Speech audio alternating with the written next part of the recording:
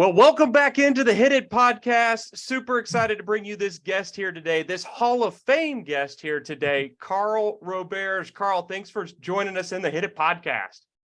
Hey, thank you, Tyler. It's a pleasure to be here. Well, we got a ton of ground to cover. I'm so stoked. For anybody that's on the YouTube channel, you can see Carl's got his body glove poster and some ski posters, and looks like some surfing going on in the background. So there's a lot to talk about. But Carl, it's so good to catch up with you. It is really, really good. I see you out there on LinkedIn. You're doing all sorts of stuff still in the business world. And I really wanted to go back and recap your career and also get some thoughts from you about current things that are happening in skiing. So with that being said, tell us a little bit about how Carl Roberge got started into water skiing. It's all pretty simple. My parents were avid snow skiers when we were little, and when we moved to California, Southern California, there wasn't much snow where we were in San Diego. So my dad decided that he wanted to get into water skiing, and then some of our neighbors were doing it, and so we were all pretty young, 3, 4, 5 years old. And so we just took to it pretty good. The family got a boat and we just started off. We didn't know a thing about water skiing, and we just got a pair of combos and started going after it. My dad actually was really interested in racing because in San Diego, racing was a big deal. And so he was talking about building a boat and driving us and the whole deal. And that kind of fell out because we went to go watch the national championships, which were in San Diego, and they're hauling some kids off to the hospital. And they're well, that's what I was going to say. Was he like, hey, we went out to Catalina one day, and how did that go? Yeah, no. Yeah, and it just started going downhill. I was up for it, but they decided to go a different route. And so we kind of drove around Mission Bay, and we ended up pulling up in front of a water ski tournament for Mission Bay Water Ski Club. And we got in the way, of course, not knowing what we're doing. We kind of idled into the middle of a tournament, and then we ended up beaching the boat, and a bunch of people ran up to us and say, hey, can the kids ski? And they go, yeah. And they go, well, enter Carl in the tournament. And first time so I ended up entering the tournament, and didn't know what a slalom course was. They had to show me where the buoys were and what to do. Of course, it was a miserable experience as far as what I did. I made like maybe 1 or 2 buoys, but at that point, my parents were pretty competitive people, and so was I. And after we went and skied in the tournament, we basically were like, well, when are you guys doing this again? Because I want to practice and try it again. And that set things in motion. Very cool. So you're just out there randomly just trying to find a body of water. You stumble upon a water ski tournament, and then, that basically accelerates your career into the junior ranks. About what time period is that? This is probably in the early mid 70s, Okay. So I'm dating myself here. I'm getting real old. Yeah. Well, and that's a really good question because I have twin boys right now. I'm teaching them how to go through the slalom course, and we're trying to figure out adequate water time, because water time is so important when you're trying to learn, right? Mm-hmm. Like, as you found out, you stumble across a slalom course. What is this? How do you go through the course, around the buoys? What's the proper technique? Mm-hmm. And I've always been a big advocate. Hey, the longer you can stay out there, the better, if you can get as much water time as possible. But I wanted to hear it from you. When you're a youngster going through the ranks, how many sets per week or per day are you trying to get under your belt? Because eventually you get into 3 event skiing. Yeah, well, the amount that I skied when I was in California is really not that much compared to what I did later on when I had access to, private lakes and things like that. So typically when I was a little kid, I was probably skiing maybe 3 times a week. Okay. And every time I'd go, I would have to share time not only with other people in the ski club, but your whole family. And so, I mean, you could spend half the day out there and you might ski like 2 or 3 times. Okay. And And your sisters became very accomplished as well in the sport of right. water skiing. So yeah, there's a Mhm. lot to go around. Three kids, right? Yeah. You and your two sisters. So yeah, that's a lot. And plus, if your parents are skiing, that's a full day at the lake. Yeah, it is. It is. So, the trick skiing is a little different. You don't have to have too much equipment. You don't have to have the slalom course or the ski jump. So, we spent the majority of our time actually doing that just because it didn't take up other people's time. You could kind of do it anywhere. But specifically, the slalom and the jump are very specific, and you really can't get better unless you're using those devices that come with that. Sure. So you're in California at the time. Eventually, there's a switch to move to Florida. Is that still when you're in the junior ranks? No, I was 16 when I moved to Florida. Okay. So we were in California for quite a bit. That was when I moved to Florida, I went into open. So I was skiing in the open class. That was my first year. Wow. Yeah. Wow. And that's truly amazing to think about, considering you really didn't have, I would say you had water time, but not comparatively to the competition probably at the time that was training in Florida. Right. Yeah. Yeah. So it's I don't know. We were blessed with some talent, and things were a little easier just because we picked it up quick. But in the end, when push came to shove, the hard work and the time on the water makes the difference. You can get a good start by learning things with some talent, but really to win consistently, is a whole nother ball game. And that's why we really had to go to Florida, because we weren't going to be able to reach our goals staying in California where we were anyways. Sure. So in California, you're making your way up to the ranks. You're basically at a professional level by the age of 16. Are you looking up to anybody at this particular time, or being coached by anybody that's kind of showing you, hey, here's the next step to go in your career? When we were, I got to train with some of the big coaches, from time to time, but we didn't really have the resources in our family to be able to hire somebody to do that. So we were just doing it on our own. My sister Karen and I were extremely competitive with each other, and so I was always competing with her and trying to learn things, and helped each other. My mom drove us all the time when we were kids, and but basically, if we got the time to get some coaching for some great people, it was just few and far between. It'd be maybe a few days here and there, and but we were appreciative of it, and always took the advice. Jack Travers helped me with my ski jumping right when I made the transition from 5 foot to 6 foot. I had Russ Stifler that would help me in trick skiing years ago, in Palm Beach.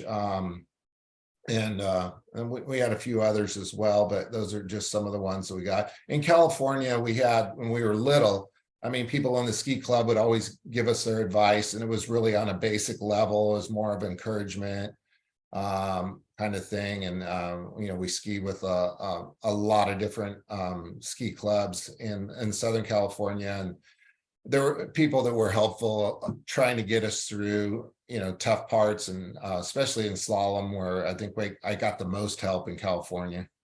That's amazing too, Carl, because you make an incredible run as an overall skier, and to think how much time that takes, and really not having a ton of coaching, really just trying to go out there and figure it out on your own, getting a lot of encouragement, a little tip here and there, and Yeah. taking a look at it. But you've been a part of 6 US teams. And so US teams are very difficult to make, and you got to be well-rounded. Um, it's amazing to think too, and let's take tricks, for example, right? Tricks, now that we're seeing, 14, 15-year-old kids are almost tricking just as much as the pros. And it's almost a sport that if you miss that space and time younger in your career, it's more difficult to catch up later.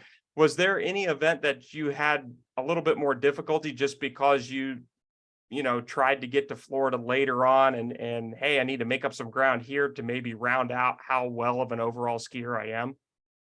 Yeah, I tricks was always the most difficult, and it always took the most time and the most patience. And um I mean, that was the real struggle for me always in that event. I never really tried to be the best at that. Corey Picos was, and Tori, I mean, they were just a whole nother league. We weren't even, most of the overall skiers weren't competitive with them. And we couldn't even come close, but they were definitely an inspiration and somebody we tried to learn from. And they're always happy to help, with spreading the knowledge. They knew you weren't interested in trying to be the tricks champion. You were just going to be there. But I've had a few second place finish, seconds and thirds here and there, and tricks, but it's by far the most difficult. And I'm so impressed with the kids today doing it. The women, the men. I mean, the women, I'm in awe. I'm like, how do you do that? Yep. I can, Yeah. I think now we have at least 3 women's trick skiers that have tricked over 11. right. And so it's mind blowing. So you're 16 years old, you make the move to Florida. Now you are riding this wave of professional water skiing through the 80s that is really on the uptick. And so I know, and you're at a time of skiing against Sammy Duvall every weekend. I mean, big names on the pro tour. What's it like during that time? Because now you're trying to say, oh, we're on TV. We can get sponsors. We can do all these Yeah. things. It had to be just a crazy time. And you guys are the Mavericks. You're just figuring Yeah. this out. It was really amazing time to be in the sport. When I was 16, 17, it was just sort of taken off, and it was probably a little, well, I wouldn't say more like now, but it was at the beginning of the pro stages, and it was difficult. We had to really stand our ground and try to support the professional events and just work in that direction. And the amateur events would kind of follow the wayside. That were really big at the time. But then the pro events would just get swamped. And so we really try to support those events. And on the sponsorship side as well, it was, there's standards to be set too. I mean, if certain athletes would sign really weak contracts, you just hope that it wasn't somebody that was winning. And the winning athletes were able to, with Sammy, myself, and some of the others, were able to negotiate some really nice terms. But we had to maintain that winning level, and it was really fun. The notoriety. I mean, we weren't rock stars, but we were everywhere. If you went out to dinner, most any place, somebody would come up and want to meet you. Almost every time you went out. I mean, and it wasn't like you're walking down the street and people are jumping all over you, but if you're sitting somewhere for 10, 15 minutes, somebody's always going to come up and want to have a conversation. It was, so we had a chance to kind of experience that, and it was really fun. And it was enough to just have a great time. Very, very cool. I'm going to try to bring up this picture. And if you're on the YouTube channel, it actually is right behind Carl. Carl, can you see that picture of that body glove? Yeah. So I just screenshotted that ad, and it's right behind you in this interview. We've had people on the podcast, and I know this has been talked about from time to time in reference to wakeboarding. Wakeboarding brought in kind of this new style as far as board shorts and kind of this surfer kind of gear. But you might be the first one that was really doing this with Body Glove, right? I mean, Body Glove's a California company, from what I understand. They're more into the surfing scene, and you bring them into the water ski world. Tell us about that relationship. Well, you know what? When I was little, I used to surf almost as much as I water skied. And so I would surf 3-4 days a week, water ski 3-4 days a week. And that was just a big part of my life. And Body Glove was a great surf brand that I have always liked. And they're from, Hermosa Beach in LA. I was in San Diego. It's funny, I ended up getting hired by them. I interviewed them over the phone with the Maestro brothers, and Greg Light was there at the time, and a few of the other guys. And I flew out to LA to go meet with them. And I walked into their office, for an interview. And I'm like, I'm nervous. I'm sitting there just trying to pull off this deal with them. And they've never been involved in water skiing. And when I walked in the door, they had a sign that said, "Welcome, Carl Roberge." Oh, that's awesome. And Wow. so I'm like, okay, this is a good start. Good sign. And so we ended up putting a deal together that lasted many, many years. I was with them for, I don't know, 10, 15 years. Wow. The day they hired me was funny because they had this big Body Glove boat. It's about a 90-foot yacht, and they take it out in into the ocean. They go to Catalina. They do all kinds of surf trips with it. And then they say to me, and they go, "Well, do you want to come down to the boat with us?" And I said, "Well, what's going on?" And he goes, "Well, I got Wayne Gretzky and the Edmonton Oilers at the time all on the boat, and we're going to go cruise around. You want to come down and meet the team?" And I'm like, "Oh my gosh." It was awesome. It was awesome. And one of the greatest things about being at the top of a sport, and it could be any sport, but the people drop their guard when you're around other athletes. And so you have the opportunity to meet the best in the world in a lot of different sports and learn about what they're going through and what they're doing. And they're asking you questions, you're asking them, and you develop some friendships, and it's really neat. That is really cool. Yeah, that is an awesome poster. In fact, when I'm still in the market for a wetsuit, I always pull up Body Glove. In fact, when we're skiing in the winter, we have the little surfing caps, to keep your ears Right. warm. I put them on the boys. I said, "Get out there!" And so they're Body Glove. They've got the yellow Body Glove hat. So, yeah, very, very cool story, and just such an interesting time to think about during the '80s and the rise of the Pro Tour and what you were able to accomplish. Going into those Pro Tour events for much of the portion of the entire time on the Pro Tour, I believe you were competing in both slalom and jumping. Not everybody was doing it. It was probably a little bit more popular in the mid 80s to late 80s. I even remember like Shaylander was jumping and slaloming at times. Talk to us about balancing slalom and jump on the Pro Tour during the 80s, because those are week in, week out. There's a lot of Pro Tour stops. Doing two events is, it's twice the effort. It's a common sport, so you have similar equipment, but they're very unrelated in competition. Later in my career, I really focused on ski jumping, which hurt my slalom, but I wanted to really focus on one thing, and that ended up working out. But it's hard to give up slalom. I love slalom, and slalom's really been some of my first professional wins. Actually, my first big win was in slalom at the US Open. So there's a lot of a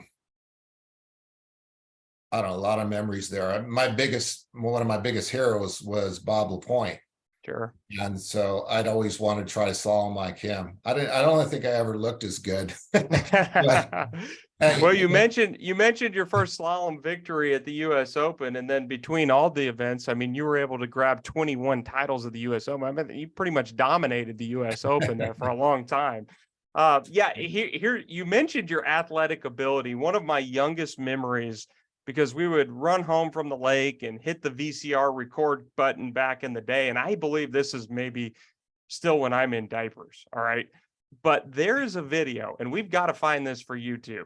I don't know if you remember this Pro Tour stop, but it was Wichita on a river. Mhm. And I think you fell around every buoy and somehow did a deep water start and reemerged, made all 6 buoys and ran the course. And I remember Grimdage on that broadcast was just like, Carl, how did you do that? Tell us a little bit about these Pro Tour stops, because this wasn't perfect water. You guys were going Mhm. to the middle of Yeah. cities, in the middle of nowhere, to big places, big open water. I mean, places that have tires in there to break the waves Yeah. from crashing on the side. But your athletic ability and your ability to adapt, I think, was a big part of your success on the tour. Yeah, I can honestly say, especially in slalom, I wasn't always the best guy, but I found a way to win.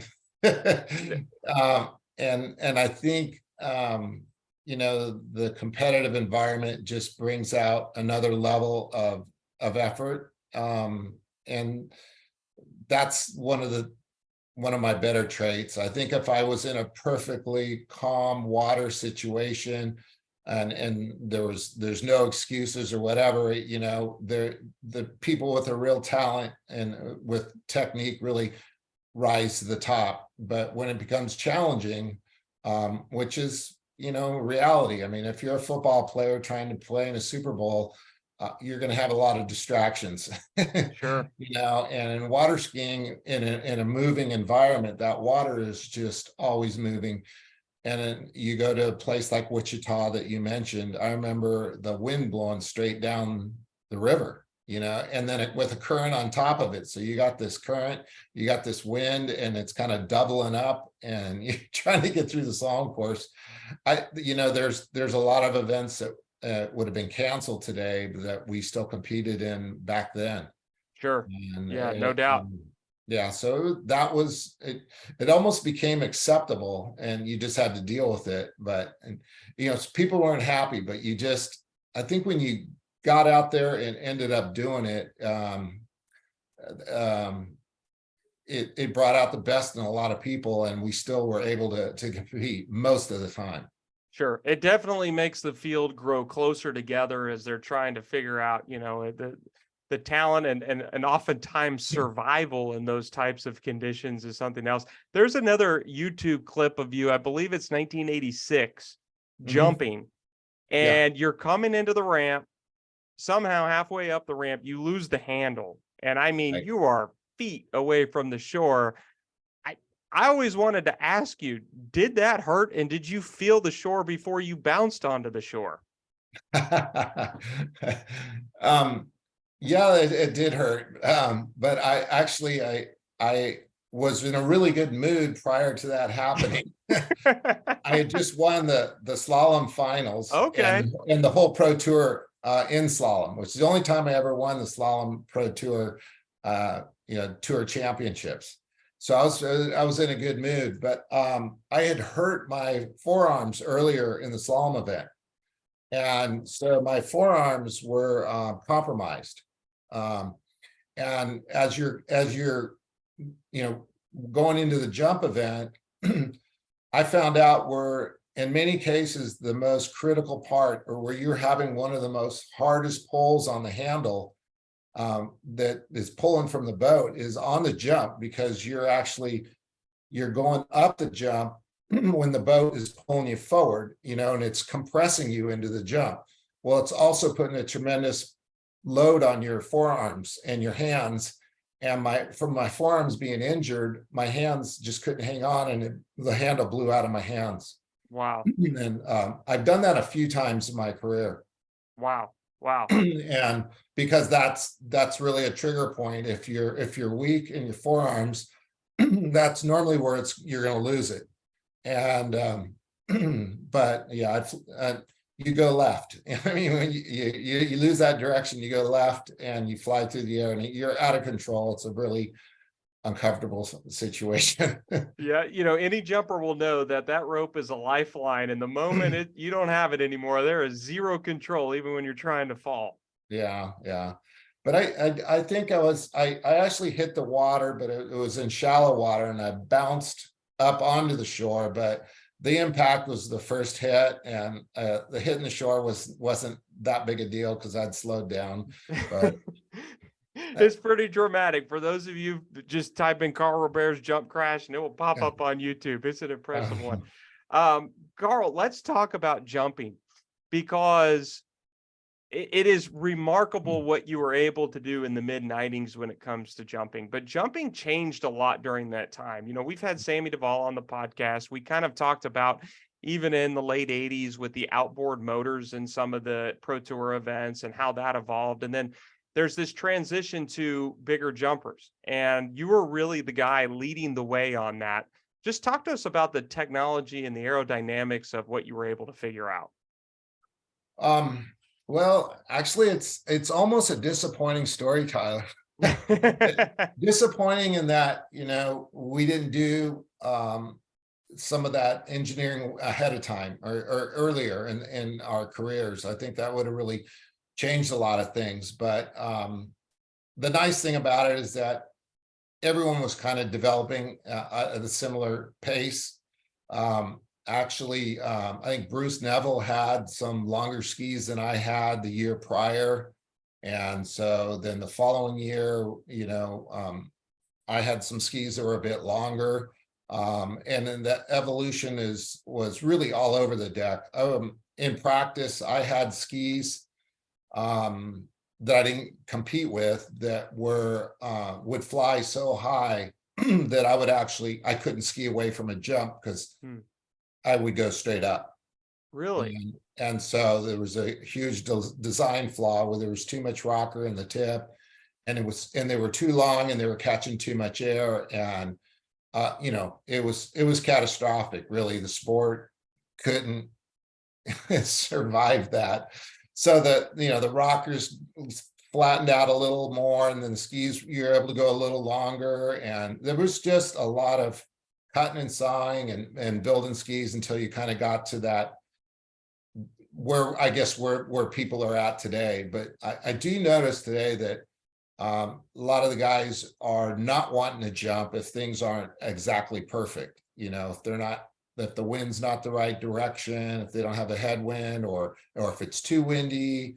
Those were all things that we just pushed through years ago. And I'm seeing now it's like, no, we're not jumping because it just doesn't look right. This is going to work. And I think that's because they're on a real fine line with the skis they're riding. If they have adverse conditions, they can't control the skis.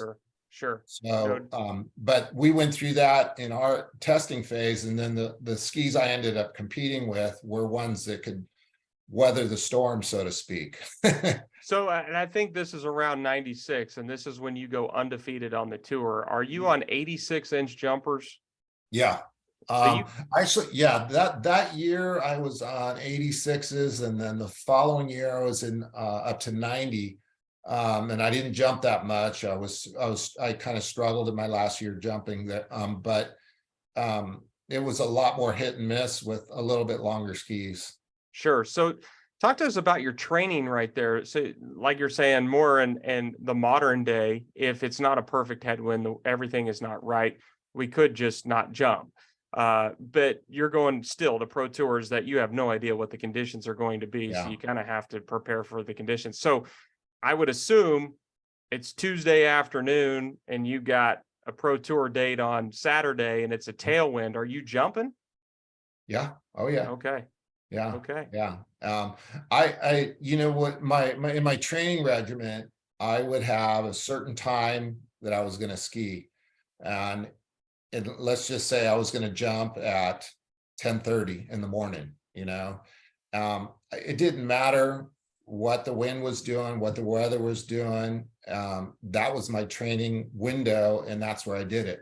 And same with slalom. If I had certain times where I was going to train and didn't care what the weather was, unless it was lightning or something, but Yeah. you would train in that condition, and that would be what you did, irregardless of it. So try to, stay diverse in your ability to compete in anything that way. Very, very cool. I'm going to pull up another picture here. You're going to like this one. You see that? The 200-foot jump club.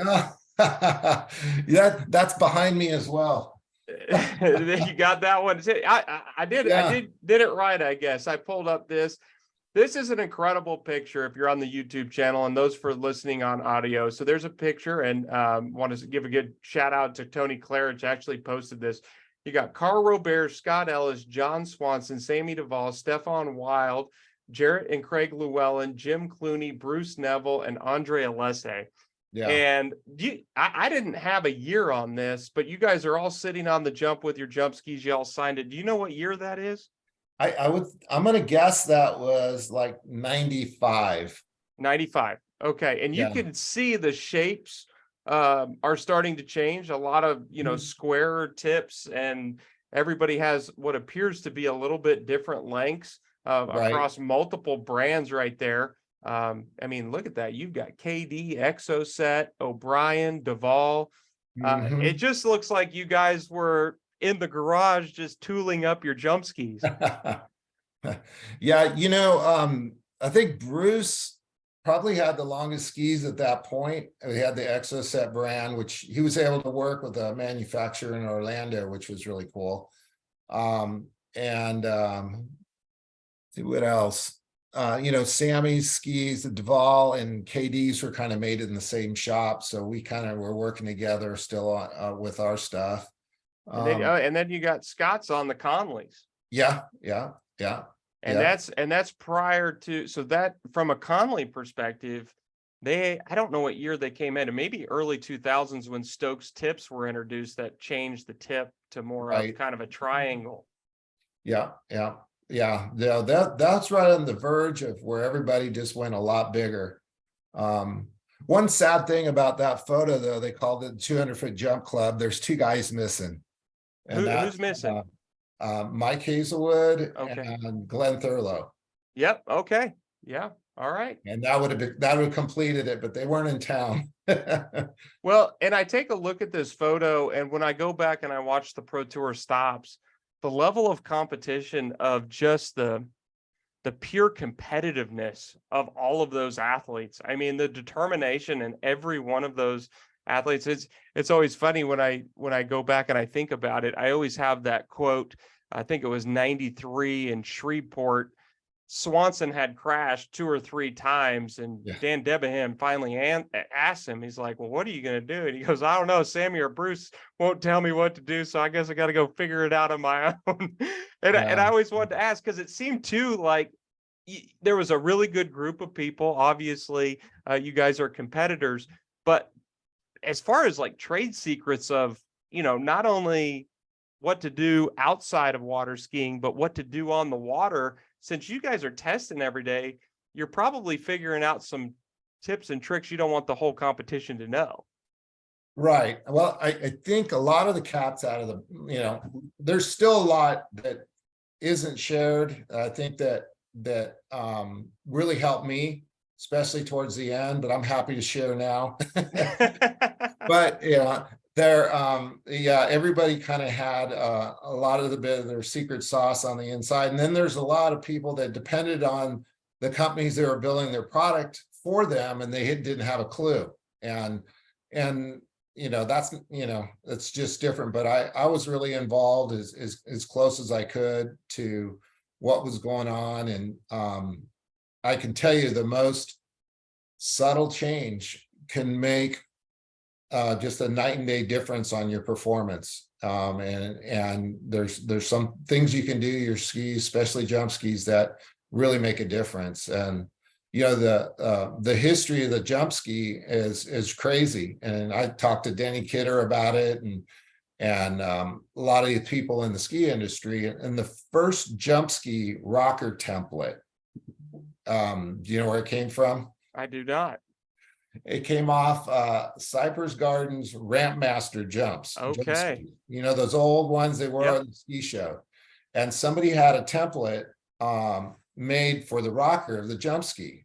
And so that rocker was used when they started making fiberglass jump ski, or composite jump skis, where the template was made off of those old wooden skis. And from your front foot to the back of the ski, that rocker template is probably the same today as it was in the 1940s. And it was just a where you can plant your foot and carve with your ski, that it just felt right. And there's variations of it now, I think maybe within an eighth of an inch or so. But if you look at the rocker pattern from your front foot back, it's virtually the same. And so as the skis got longer, it just became an extension of that out the front. Mm. But from your front foot back, it still has the feel of the old ski from way, way, way back. Wow, that's incredible history, Carl. I did Yeah, not know that, all the way back to the 1940s for the rocker on a jump ski. Wow. yeah, yeah. So And that's from your front foot back, the yeah, from sure, your front foot forward. I mean, from your foot forward, it's changed dramatically, but sure. yeah, that feel, and to be able to cut, get through the wakes, pull out, get wide, all that feeling is really the same. And what is the materials in the jump skis then? And the, Um, they're basically what they're using today is basically what I was using as well. okay, We have carbon fiber laminates and combined with aluminum honeycomb, and okay, yeah. So yeah, but the layups have changed a bit. I know some of the manufacturers are using a wet layup where they're actually laying them up and layering together. Other manufacturers are pre-engineering them at an aerospace shop where they lay them up and compress them and then sell them as flat panels, and then they're glued together when they make the skis. this is sometimes talked about in slalom skiing, but it goes for jump as well. How much mileage could you get out of your equipment, as far as when you thought maybe the materials aren't as firm as they were when I first got them and they're getting a little bit broke Yeah. down? I mean, could you get through a whole season on a pair of jump skis? I could. I usually had 2 or 3 pair. So I'd have a set that would work really good for me. Then I'd have a backup set to replace them, and then another set that maybe weren't quite as good, but they were there just in case. Okay. And then I had the ability to, well, in most cases, I could have something made for me within a half a day. Okay. Okay. Yeah, so so didn't have that many jump skis, but slalom skis, that's a whole nother story. I Well, mean, yeah, and you're on the tour back then too, you're filing, you're grinding, you're doing whatever you need to do to make sure that ski can work on a particular body of water. I've asked this question before. I think I asked it to Chris Lapointe, but I always imagine that period of time as kind of like a golf bag where you don't really know what ski you're going to pull out for that particular weekend. Was it like that, or uh, was you kind of had your go-to? I had my go-to, but I had 5 or 6 like it. Um, we did and then I had, thank God, I had the ability to have another one made real quick if I needed to. I mean, to the specifications of my rocker, my flex pattern, everything. So that makes a big difference. I remember, in the early 80s, it was crazy though. You would get a ski and it'd be your favorite, and you could never get another one working like it, Sure. and you'd see a particular athlete have an incredible season and win 5 or 6 events, and then he'd lose that ski or something happened to it, and the next year, he was worthless and he couldn't find something to replace it. Right. It was Right. it was a really big deal to lose your ski or anything to happen to it, because there was no consistency um, up until, later on. And so I learned right away that I always had to have a backup plan. I think Andy Mappel was really good at that too. He used to he'd have a whole stable of skis he could do really well on, and always had backups and multiple ones. And but what we do, we'd flex test them. We'd make sure that the replacement matched the same numbers you had in the one that you really liked, and it was laid up the same on the inside. So I'd keep detailed data of how we laid them up, so the flex patterns would come the same. The skis would be the same shape, but the interior of the skis what really made the difference. Well, I want to go right back to where we were real quick before I miss it, because I want to talk about that 1996 season. We talked about the big names in jump skiing at that particular time. Of all of the accomplishments on your Hall of Fame biography, it lists that going undefeated during the 1996 season, which included 8 Pro Tour stops, was your greatest accomplishment. Tell us about that. Oh gosh, thanks for asking, Tyler. That and noticing that, that's really something I cherish the most out of my career. Um, it was really a process of really focusing on ski jumping towards the end of my career. And I spent, I would say, 80% of my time focusing on becoming the best in the world at that event. I grew up as a 3 eventer, and I was always competitive and one of the best at 3 event. And I was really going for the overall titles, but it also really bothered me to be beat by specialists. And many times, I'd have a great weekend and I'd have a second, a first, and a 10th or whatever, but it's like, I it was hard to compete against the guy that just focused on that one. And I said, well, I'm going to focus on ski jumping and put the majority of my time on that. And, at the end of my career. And so I trained with the US Olympic team with USA Water Ski one year. And we went to the US Olympic Training Center in Colorado. And we spent a week there with trainers and psychologists and all this stuff. It was really cool. And we were doing our weight training. And I was asking one of the trainers, I said, what athlete in America has the highest vertical leap? I mean, who can jump the highest? Because I want to be that guy. And they said, well, you're never going to guess. He goes, what do you think it is? And I go, well, maybe a basketball player. And they go, no. I go, a runner or a high jumper. And he goes, no.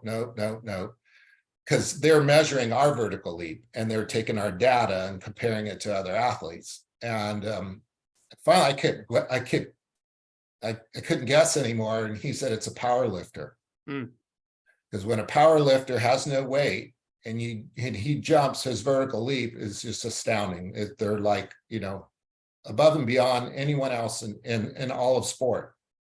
And then I said to that point in time, in my mind, I said, if I want to be the best ski jumper in the world, I got to have the highest vertical leap and I got to have that explosive strength in my legs. So I'm going to train like a power lifter.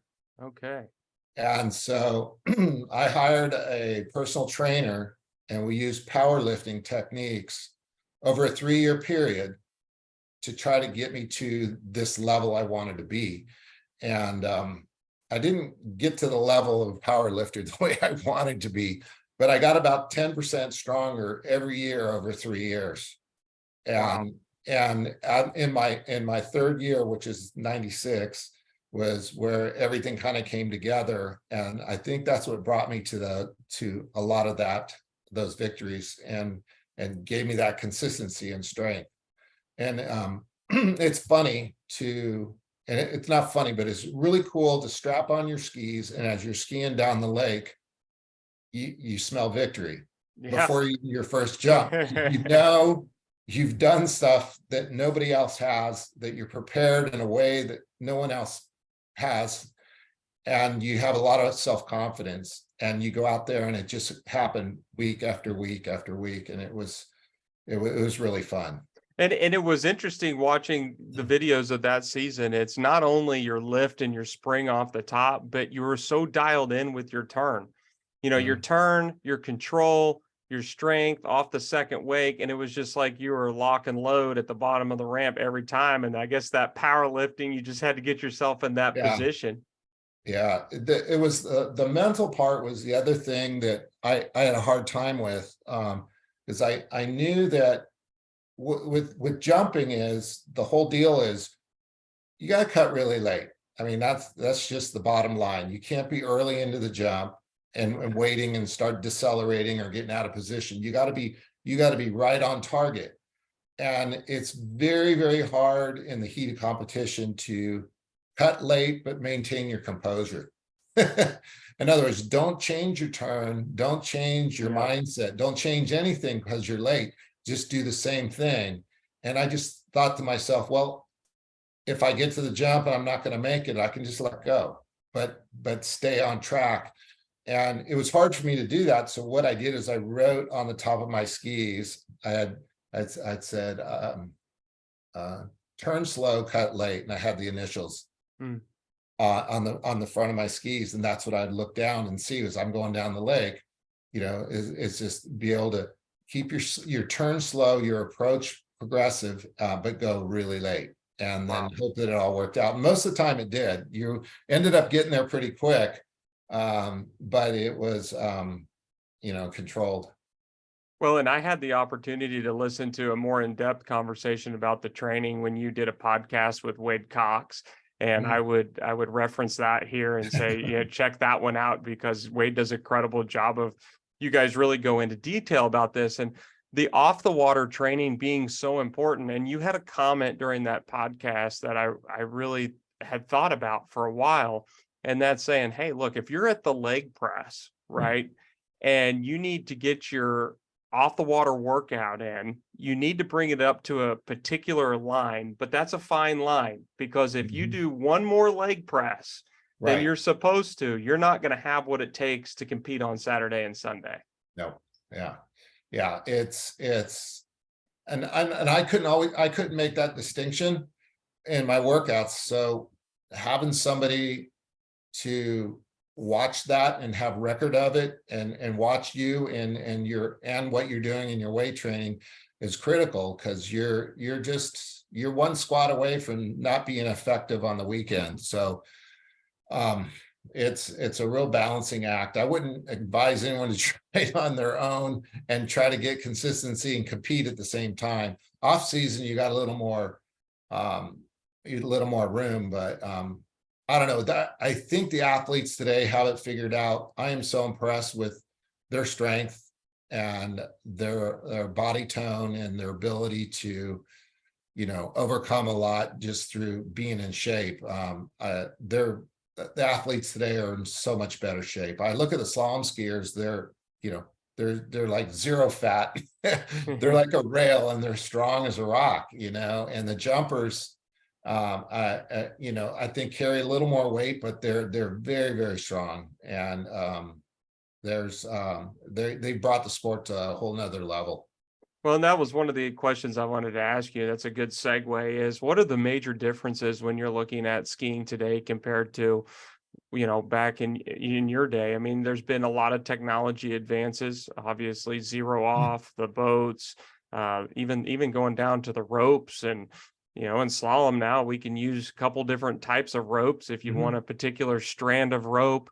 But what are those major differences? And maybe with some of those things, like you said, in hindsight, maybe we should have started that technology development of jumpers earlier on. Is there anything you look back and you're going, man, I wish we would have done that or done it this way? Oh yeah, yeah, absolutely. I mean, jumping probably more than anything. It was really a simple improvement. We had the technology. It wasn't a big deal as far as ski length goes. It was really a non-issue. But the we were really at the limitation of the boats, anyways. The boats were so much slower back in the day. They were, half the horsepower, and the boats actually couldn't keep up with the skiers. And slalom, they could keep the center course very well. By today's standards in slalom, there wasn't, nobody would have gotten a fair ride. Back then it was movement of the boat and the power of the boats made a big difference. I think it's made it a lot more fair. And jumping, I can't wrap my head around what's going on with that now, though. It's a bit extreme, and I'm not sure how fair that is. But I'll leave it alone. But yeah, the speed swing as the jumper cuts to the ramp is so far exaggerated from what we used to do. It's just not even the same sport. So it's very, very different in that regard.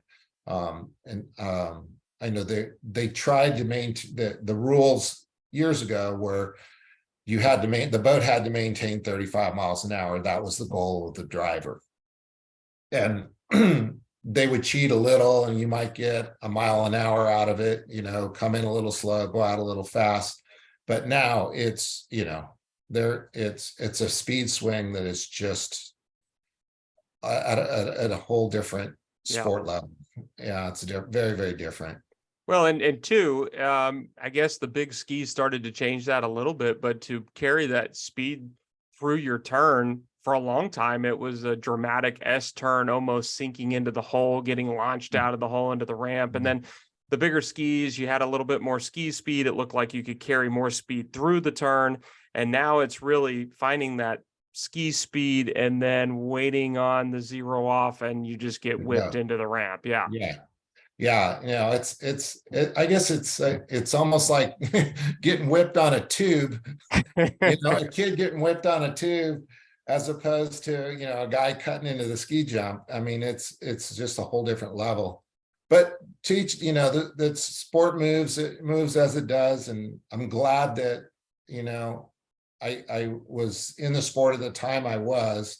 It'd certainly be fun to go a lot further though, and with a little bit less effort, or a lot of less effort. But at the same time, that it looks a little, I don't know. If I ride in a boat when somebody has automatic speed control on and they're jumping, I'm like, I just shake my head. I'm like, what in the world is going on?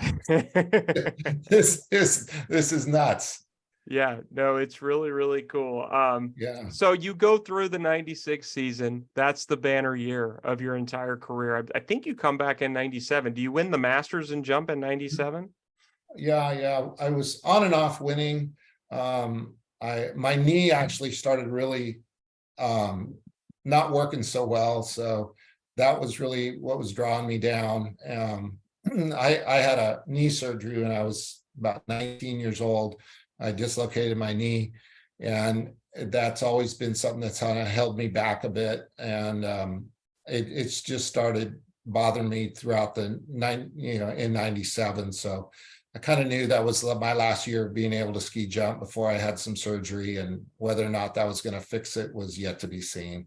Sure. So you start to get on the latter part of your career, and the knee issue. When do you kind of get to, hey, I've done what I could do in the sport, maybe it's time to hang it up and move on? What was that deciding point for you? Really, at the end of the 97 season, I decided to have some surgery to get my knee tuned up, working a little better. And I actually contracted a staph infection from the surgery, and that just completely destroyed my knee on the inside. So it was really pretty much done at that time. And I think I could have skied for quite a bit longer. I mean, I watched Freddie Krueger just jumping forever. And as he started winning at the time that, I retired. And so it was nice to watch him, but he had a lot of longevity. He's still jumping today. Yep. And so I think I could have done for a while, but I had my day. It was fun. And that's really, really what ended. I had a little more success. I skied until 2000, the year 2000. And I think I won a Pro Tour stop in 2000. And that was really the last year competing. Okay. All the way up to 2000. So right on really the cutoff of ski fly. Were you like, bummer, I didn't get to ski fly? Or does that never cross your mind? Oh yeah. No, I'd go and watch it and be like, oh my gosh. We worked so hard to have these 200-foot jumps, and it was a huge effort to do it. And then all of a sudden the speed came up and the ramp was made more friendly and everything. And these guys were flying, Jarrett and Freddie, and Scott was doing pretty good with it too. And I'd go and watch the events. And at the time, my knee was so bad, I just couldn't compete. I couldn't even do it, but definitely a huge fan and was there watching it. Very, very cool. Well, Carl, if you could answer this and complete this statement, when you look back over your career? I water ski because. Uh, well, I guess there's two reasons. One, it's fun. And the other, which I kind of worry about now more, is the exercise, to Yeah. get out and have that physical activity.